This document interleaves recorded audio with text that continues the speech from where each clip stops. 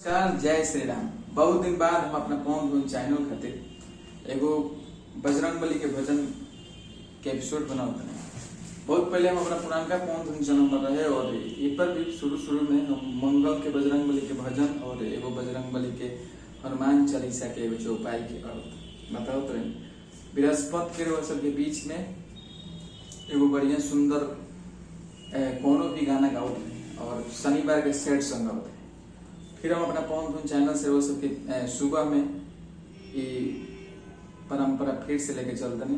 आज के मंगलवार से शुरुआत करतनी और फिर अगला मंगल के वो सबके बीच में बजरंगबली के भजन मिली, बृहस्पति के हमारे वो गाना मिली और शनिवार के सेट सब मिली। हरदम लोग नया नया चीज मिली।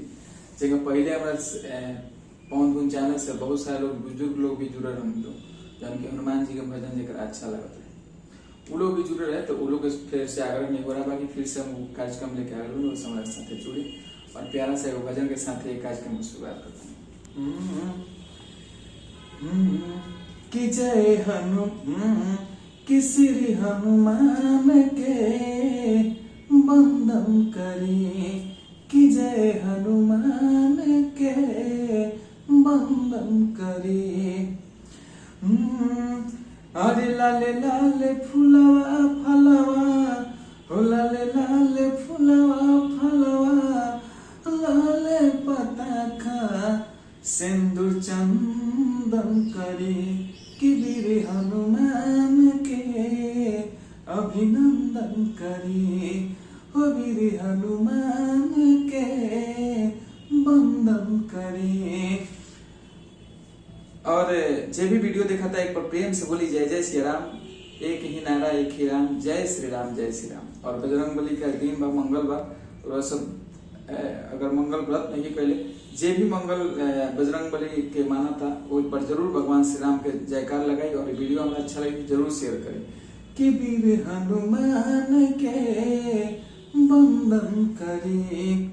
और आज एगो हनुमान चालीसा के दोहा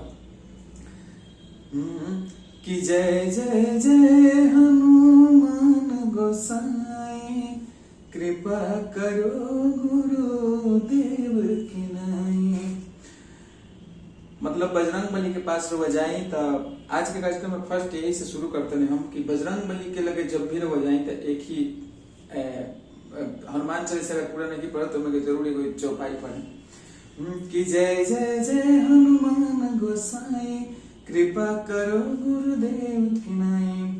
तो बोले हे बजरंगबली ये मतलब चौपाई से दोहा से आप निवेदन करी बजरंगबली से कि हे बजरंगबली आप हम पे कृपा गुरु के समान कीजिए।